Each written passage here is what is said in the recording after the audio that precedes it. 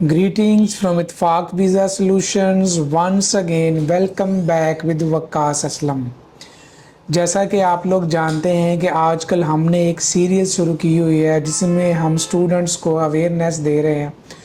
वो स्टूडेंट्स जो higher study के लिए पाकिस्तान से बाहर जाना चाहते हैं या वो स्टूडेंट जो ओवरसीज़ एजुकेशन में अप्लाई करना चाहते हैं, तो उनको हम कैसे हेल्प आउट कर सकते हैं और उनके लिए कौन कौन से डॉक्यूमेंट्स रिक्वायर्ड हैं। तो इसके ऊपर एक ब्रीफ डिस्कशन के लिए आज फिर हमारे साथ प्रोफेसर मोहम्मद मुजाहिद राना साहब अवेलेबल है। तो आइए चलते हैं प्रोफेसर साहब से इसके ऊपर एक डिटेल डिस्कशन करते हैं। अस्सलाम वालेकुम सर। जी वेलकम। वालेकुम अस्सलाम। सर, स्टूडेंट्स को ये बताइए कि वो स्टूडेंट्स जो स्टडी अब्रॉड के लिए जाना चाहते हैं उनके कुछ रिक्वायर्ड डॉक्यूमेंट्स में एक लैंग्वेज प्रोफिशेंसी टेस्ट भी है। तो वो लैंग्वेज प्रोफिशेंसी टेस्ट कौन कौन से हैं और स्टूडेंट्स कौन कौन से लैंग्वेज प्रोफिशेंसी टेस्ट देकर हर स्टडी के लिए अपना एडमिशन लेटर हासिल कर सकते हैं या अपना एडमिशन सिक्योर कर सकते हैं। थैंक यू वकास भाई, thank you. This is Mohammad Mujahid Rana from IBS consultant. Waqas भाई, जो बात आपने कही, there are so many university in Europe के MOI पे भी एडमिशन दे देती हैं। अगर मीडियम ऑफ इंस्ट्रक्शन आपका इंग्लिश है और बड़ा अच्छा स्कोर है 60+ ऑलमोस्ट, तो वो आपके इस लेटर पे ही आपको एडमिशन मिल जाता है। But there are some test जो रिक्वायर्ड होते हैं। मोस्टली यूनिवर्सिटी जो अच्छी हैं वो ये रिक्वायर्ड टेस्ट ज़रूर कहती हैं कि हमें दिए जाएँ। उसमें IELTS सबसे अच्छा टेस्ट है। PTE और डोलिंगो, इन तीन पे आज हम बात करते हैं। IELTS जो टेस्ट है ये क्या है? International English language testing system. It is the world most high stakes English language proficiency test. दुनिया की जितनी अच्छी यूनिवर्सिटी हैं, दुनिया के जितने भी ममालक हैं, इस टेस्ट को वो बड़ा अहमियत देते हैं। ये बड़ा अहम टेस्ट है।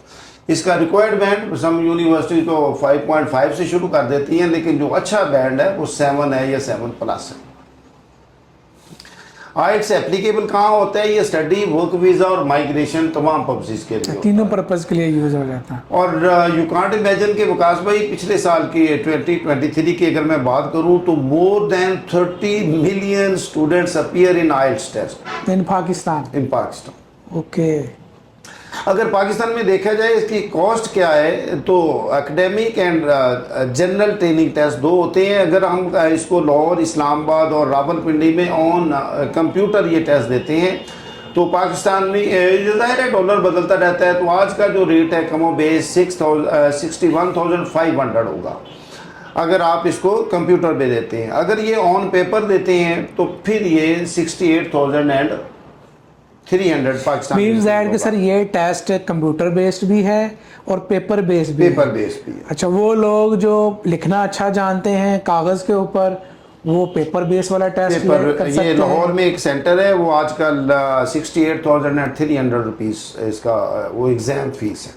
ठीक। अच्छा, दो बातें हैं, बाद में हम डलिंगो में जाके इसका जिक्र करेंगे। देखो, वी आर डिस्कसिंग अबाउट वो जो एग्जामिनेशन फ़ीस है, ये जो मैं कर रहा हूँ, इसके लिए आप कोई अकेडमी ज्वाइन करते हो या किस वे से आप लेते हो तो वो अलग आप पे करोगे।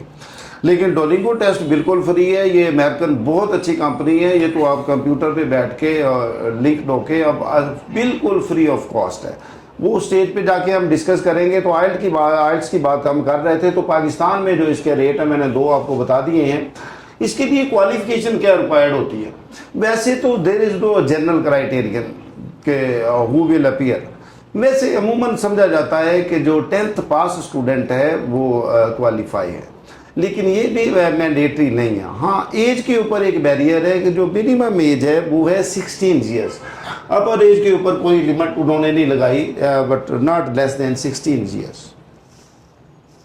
ठीक हो गया सर। इसका हम कोर्स देखते हैं, तो इसके सिलेबस में भी मैं बात करूंगा। तो कोर्स हमारे पास इसके reading, writing, listening and speaking 4 segment होंगे। इसमें चारों तरह मींस इसके सर 4 मॉड्यूल्स होंगे। 4 मॉड्यूल होंगे, यू कैन से। और you should be acquainted from all the corners.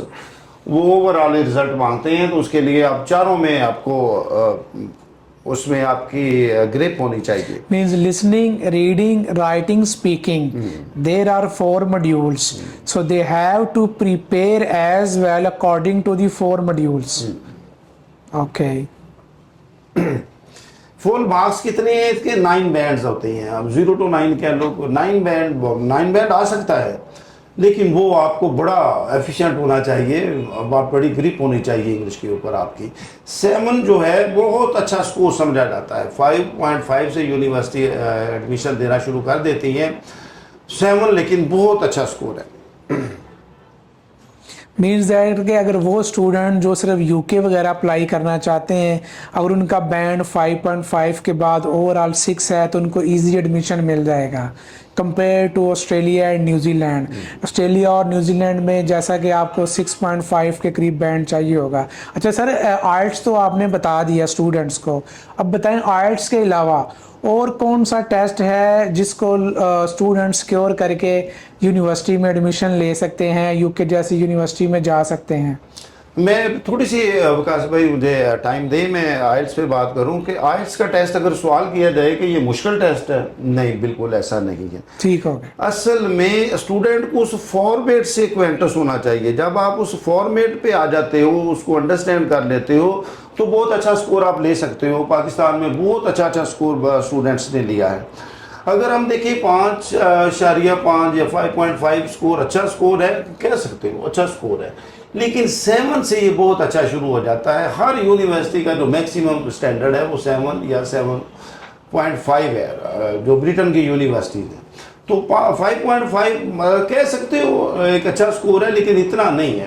आपको 7+ होना चाहिए, या 6.5 से 7.5 तक जो है ये बड़ा सेफ जोन है, ये सबसे अच्छा समझा जाता है।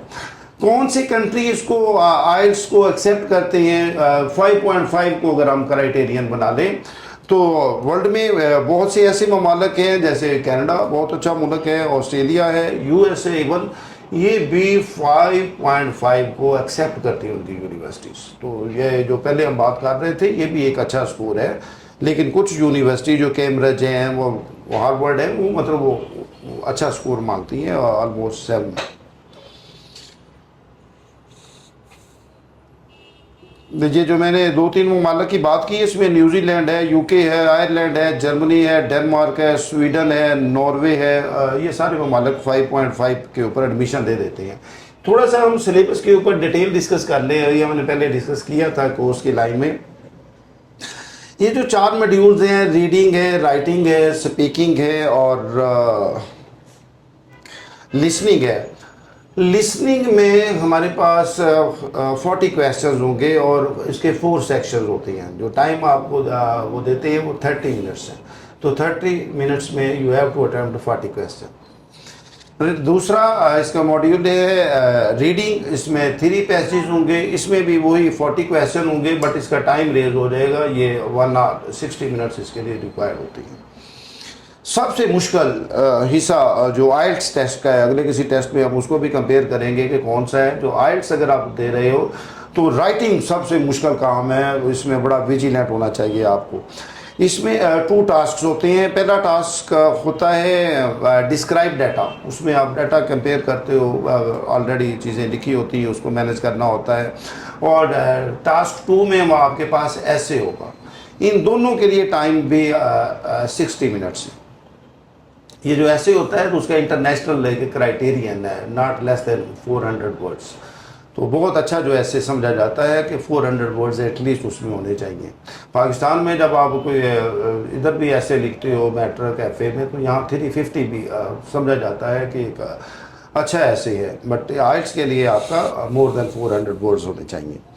फिर स्पीकिंग है, इसके लिए टाइम थोड़ा रखा गया है, 11 to 14 मिनट्स होंगे। इसमें 3 पार्ट्स हैं। पहला बैकग्राउंड देखा जाएगा, फिर एक टॉपिक दे दिया जाएगा, ये उसके ऊपर थोड़ी सी डिस्कशन हो जाती है। अच्छा, एक टिप और है कि वो अक्सर स्टूडेंट पूछ लेते हैं कि सर हम किस एग्ज़ाम में अपीयर हूँ, तो ये इसके लिए भी एक टिप है स्टूडेंट्स के लिए। तो प्लीज़ ये जो 3 मंथ है ना, जो मैं डिस्कस कर रहा हूँ, अगस्त, अप्रैल और दिसंबर, यहाँ वो पैटर्न अभी चेंज नहीं हुआ होता, तो अक्सर स्टूडेंट्स को उस फॉर्मेट का, उस टॉपिक्स का पहले ही पता चल जाता है, तो आसानी से आप अच्छा स्कोर ले सकते हो। अब बात हो रही थी कि विकास भाई पूछ रहे थे कि क्या आइल्स के अलावा भी कोई टेस्ट है। यस, और भी टेस्ट है। पीटीई एक बड़ा अच्छा टेस्ट है। पीटीसी होता क्या है? Pearson test of English. PT is a computer-based English language proficiency test.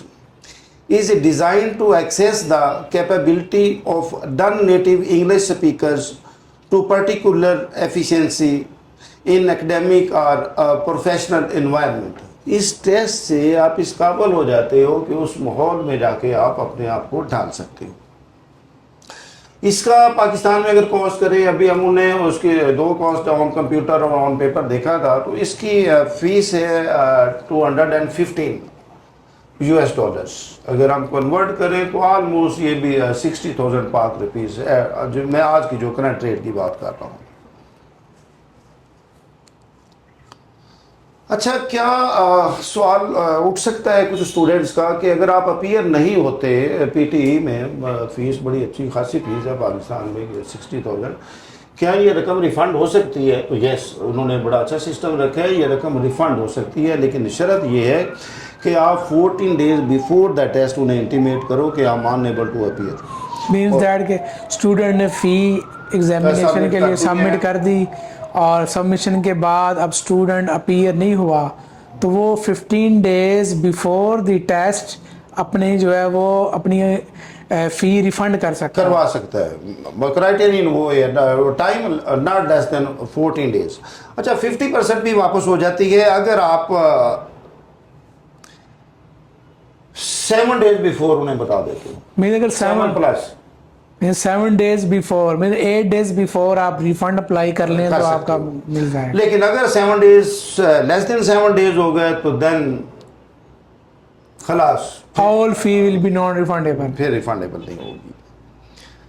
अच्छा, क्या ये भी सवाल हो सकता है अगर हम कंपेयर करें, क्या PTE as compare to IELTS easy test है? नहीं, ऐसी कोई बात बज़ाहिर मुझे तो नज़र नहीं आती।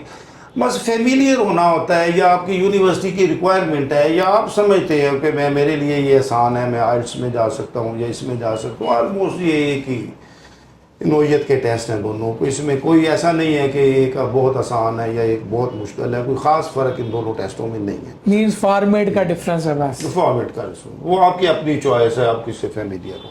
हाँ, ऐसा हो सकता है यूनिवर्सिटी भी बाज़ दफ़ा पीटी मांग लेती है, कुछ ममालिक ऐसे हैं वो इसको कह देते हैं, तो फिर तो ज़ाहिर है मैंडेटरी हो जाएगा, तो आप उसी में अपीयर होंगे। वहाँ हमने बात की थी कि उसका स्कोर क्या होगा, तो 9 बैंड मैक्सिमम था और यहाँ 90 स्कोर। ओके, तो ये नंबर्स में देगा, वो 1 to 9 देगा, बैंड में देगा।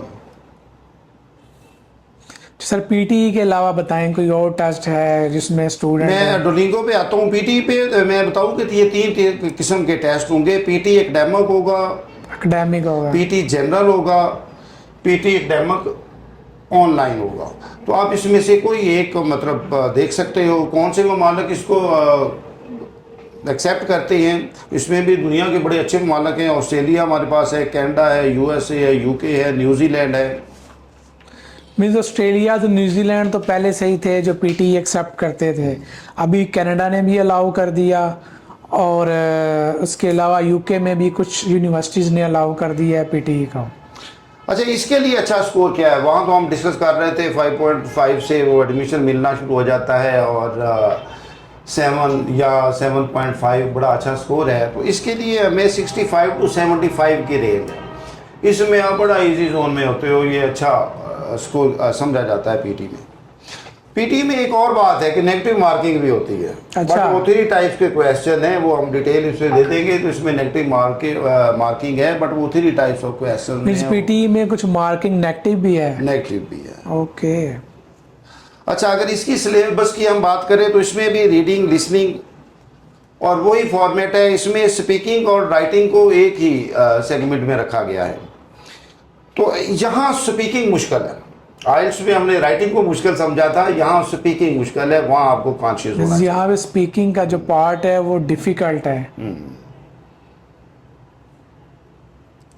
टोटल ये क्वेश्चन 20 to 28 क्वेश्चन होते हैं। उमूमन ये 20 क्वेश्चन होते हैं जो इसमें पूछे जाते हैं, बाद वो 28 अप टू 28 क्वेश्चंस। ये 2 टेस्ट थे। एक टेस्ट और अभी पूछ रहे थे कि क्या इसके अलावा भी कोई टेस्ट है। यस, एक टेस्ट और है डोलिंगो। ये सबसे इकोनॉमिक, सबसे सस्ता है। इसकी है सच कोई ट्यूशन कोई नहीं पढ़ना होती, किसी एकेडमी को अपने ज्वाइन नहीं करना होता। वैसे पीटी और आइल्स में आपको याद है कि इधर हमारे दोस्त कुछ मिलने आए थे। मेरी एक स्टूडेंट है मरियम बख्शी साहबा, उनका अपना सेटअप है, वो आइल्स की ट्रेनिंग देते हैं। वकास साहब के भी कई दोस्त ऐसे हैं जो आइल्स के प्रिपरेशन करवाते हैं। वो एक अलग चैप्टर खुल जाएगा। लाहौर में बहुत अच्छे सेंटर्स हैं जो आइल्स और पीटी की बहुत अच्छी आपको प्रिपरेशन करवाएंगे। मीन्स दैट कि अगर आप भी आइल्स की प्रिपरेशन के लिए कोई गाइडलाइंस चाहते हैं तो आपको इत्तेफाक वीज़ा सॉल्यूशंस इसमें हेल्प करेगा। हमारा प्रॉपर एक इंस्टीट्यूशन के साथ हमारी प्रॉपर एक इंस्टीट्यूशन के साथ हमारी वो है, उनके साथ एफिलिएशन है। तो उस इंस्टीट्यूट के साथ हम आपको प्रॉपर एक आइल्स की गाइडलाइन भी दिलवा सकते हैं और जिसमें आप प्रिपरेशन के बाद अपना डिज़ायर बैंड भी हासिल कर सकते हैं। अच्छा, इन सारे टेस्ट की जो वैलिडिटी है 2 years है। अब मैंने पीटी की बात की, आइल्स की बात की, अब डोलिंगो पे हम आते हैं। इसका भी 2 years के लिए ये वैलिडिटी है। डोलिंगो है क्या? डोलिंगो असल में सेकंड लैंग्वेज को कहते हैं। ये लफ्ज़ निकला है लैटिन लैंग्वेज का, एक लफ्ज़ था, दो वर्ड्स का ये मजमूआ है। Duolingo, duo mean two और लिंगो मीन लैंग्वेजेस। तो ये मतलब एक लैंग्वेज से दूसरी लैंग्वेज में आप जा सकते हो। एक लैंग्वेज में रहते हुए आप किसी दूसरी लैंग्वेज को लर्न करते हो। जिस तरह आज फिनोमेना है, वर्ल्ड फिनोमेना है, इंग्लिश को आपको सीखना चाहिए। इंग्लिश चूँकि इंटरनेशनल लैंग्वेज है।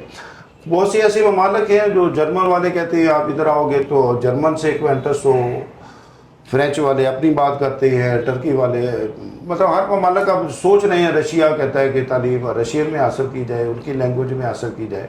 तो डोलिंगो आपको हेल्प करती है। ये एक अमेरिकन कंपनी है। इसकी फ़ी क्या है? इसकी फ़ीस बड़ी कम है, $59 है। और ये मैं एग्जामिनेशन फ़ी की बात कर रहा हूँ। यहाँ प्रिपरेशन के लिए किसी एकेडमी में जाना ज़रूरी नहीं है। वो अगर वो ऐप आप डाउनलोड कर लेते हो तो बड़ी आसानी से आप अपनी तैयारी कर सकते हो। तो अगर इस कन्वर्ट करें आज के रेट के ऊपर तो ये 16,400 समथिंग बनेगा पाकिस्तान में। असल में जब आप रजिस्ट्रेशन लेते हो तो वो आप कह सकते हो कि $5 पर पाउंड उसका कोई पर डॉलर होता है पर मंथ, $5 पर मंथ। तो एक साल में आप जब उस ऐप में चले जाते हो तो काफ़ी चीज़ें आप लर्न कर लेते हो। तो बड़ा मतलब नॉमिनल सी इसकी फ़ीस है। ये किन ममालिक में एक्सेप्ट किया जाता है? हमारे पास एक लिस्ट है। यूएसए है, कनाडा है, ऑस्ट्रेलिया है, जर्मनी है, फ्रांस है, चाइना है। ये सारे ममालिक आज डोलिंगो को देख रहे हैं, डोलिंगो टेस्ट को वो एक्सेप्ट करते हैं। अच्छा, इसका टेस्ट पैटर्न क्या होता है? जिस तरह हमने सिलेबस उसका पीटीई का देखा और हमने आइल्स का देखा, तो इसका स्कोर को हम 3 हिस्सों में तकसीम कर सकते हैं, B1, B2 और तीसरा हिस्सा अगर आप अलग करो तो 4 हिस्से हो जाएंगे, C1, C2। लेकिन वो C1, C2 को एक ही जगह रख लेते हैं कि यहाँ एफिशिएंसी बहुत ज़्यादा बढ़ जाती है। तो वो हम देख लेते हैं उनको कि B1 जो स्कोर है ये 60 to 85 स्कोर को B1 कहते हैं और B2 में 90 to 115 और C1, C2 को अगर हम जॉइंटली लें तो 120 से अप टू ये 160 है। तो 100 से बड़ा अच्छा स्कोर शुरू हो जाता है। B1 में भी आप समझ लो कि वो बंदा क्या करेगा, उसे ये नॉलेज होना चाहिए how to use English language and can describe in detail. जहाँ आप वो उस मेयार पे पहुँच जाते हो, कुछ चीज़ों को डिस्क्राइब करने के काबिल हो जाते हो, इतनी ग्रिप आपकी आ जाती है। लेकिन अगर आप B2 स्टेज पे आ जाते हो तो can communicate everything in English. वो आदमी इतना एक्सपर्ट हो जाता है, इतनी ट्रेनिंग उसकी हो जाती है कि उसको कम्युनिकेशन का प्रॉब्लम नहीं रहता। और C1, C2 में तो फिर वो मोर एफिशिएंट हो जाता है। वो लिख भी सकता है, बोल भी सकता है, डायलॉग भी कर सकता है। तो उसकी एफिशिएंसी बहुत ज़्यादा बढ़ जाती है इतने मार्क्स के ऊपर। अगर आप कहें कि डुओलिंगो इजी है उन दोनों से, हाँ यहाँ आप कह सकते हो ये कदरे इजी है। बड़ा टाइम आपके पास फ्री में सब्सिडी होती है, आप डुओलिंगो ऐप को डाउनलोड कर लेते हो, रोज़ प्रैक्टिस करते हो, तो ये मतलब कंपेयरली आप कह सकते हो कि उन दो टेस्टों से आसान टेस्ट है। कौन सी दुनिया में यूनिवर्सिटी इसको एक्सेप्ट करती है, तो एक लिस्ट हमने रखी थी, तो इसमें काफ़ी यूनिवर्सिटीज ऐसी हैं, अल्बानिया है, आर्मीनिया है, ऑस्ट्रिया, आज़रबाईजान की यूनिवर्सिटी, बेल्जियम, बल्गारिया, साइप्रस, चेक Republic, Denmark, Finland, France, Germany, Greece, Hungary, Ireland, Italy, Lithuania. ये यूनिवर्सिटी पे किसी दिन हमने प्रोग्राम करना है। बहुत अच्छी एजुकेशन यहाँ, सस्ती एजुकेशन मिल रही है। लग्जमबर्ग और मैसिडोनिया, ऐसे कई मतलब ममालिक की यूनिवर्सिटियाँ हैं जो इस टेस्ट को आजकल अहमियत दे रही हैं, एक्सेप्ट कर रही हैं। इसका ड्यूरेशन क्या होगा, हमने उसके ड्यूरेशन आपको बताए थे, तो इसका ड्यूरेशन है ओनली 45 मिनट्स और 2 डेज़ में ये रिज़ल्ट भी आपके सामने आ जाएगा। बड़ा इन्होंने फास्ट प्रोग्राम रखा हुआ है। मोड ऑफ एग्जाम क्या होगा विकास भाई, ये ऑनलाइन होगा। अगर आप 120 स्कोर ले लेते हो तो बहुत अच्छा स्कोर समझा जाता है। The world's famous way to learn language, ये डुओलिंगो एक बहुत अच्छा प्रोग्राम है। तो आप बिल्कुल मुख्तलिफ लैंग्वेज को समझ सकते हो, कौन सी ज़बानों को आप कर सकते हो, इसके ऊपर भी एक लिस्ट है। आप अगर अरेबिक जानते हैं, बंगाली, चाइनीज़, चेक, Dutch, French, German, Greek, Hindi, हंगरीज, इंडोनेशियन, इटालियन, जापानीज़, कोरियन, इस तरह उधर मुख्तलिफ लैंग्वेज के लोग हैं जो इंग्लिश लर्न कर सकते हैं। बहुत अच्छी ऐप इन्होंने बनाई है। होगा सब एनी क्वेश्चन? सर बस मैं यही कह रहा था कि ये तो टेस्ट के बारे में हो गया, आपके एक और स्टूडेंट का आपके फील्ड से एडमिशन हुआ है university of Auckland and technology में। जी जी, तो काइंडली वो भी थोड़ा सा बता दें। किया था कि हैमिल्टन में उनका एडमिशन हुआ है। एक और दोस्त हैं सईद राना साहब, इनका माशाल्लाह ऑकलैंड यूनिवर्सिटी में एडमिशन हुआ है इन्हीं दिनों। आपको भी मुबारक हो। और न्यूजीलैंड में अभी यूनिवर्सिटीज़ में हमने काम शुरू किया है। पहले तो ज़्यादा बच्चे चाहते भी यही थे कि हमें यूके में ही इंडक्ट किया जाए, यूके तक उनकी एक्सेस होती थी। जी जी, तो ये 2 एडमिशन आपके इन्हीं दिनों में हो गए हैं जी सर, न्यूजीलैंड में। चले, thank you sir, thank you very much, thank you Pakistan.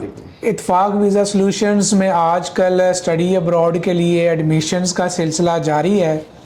वो स्टूडेंट्स जो इंग्लिश कंट्री और उसके अलावा यूरोपियन कंट्रीज़ में स्टडी अब्रॉड के लिए अप्लाई करना चाहते हैं, वो आज ही इत्तेफाक वीज़ा सॉल्यूशंस विज़िट करें और अपना एजुकेशनल बैकग्राउंड का असेसमेंट करवाएं और स्टडी अब्रॉड के लिए एक स्पेसिफ़िक कंट्री उनका हम जो है वो डिटरमाइन कर लेंगे जिसमें वो एलिजिबल होंगे और उसमें उनका स्टडी के लिए अप्लाई करवा दिया जाएगा।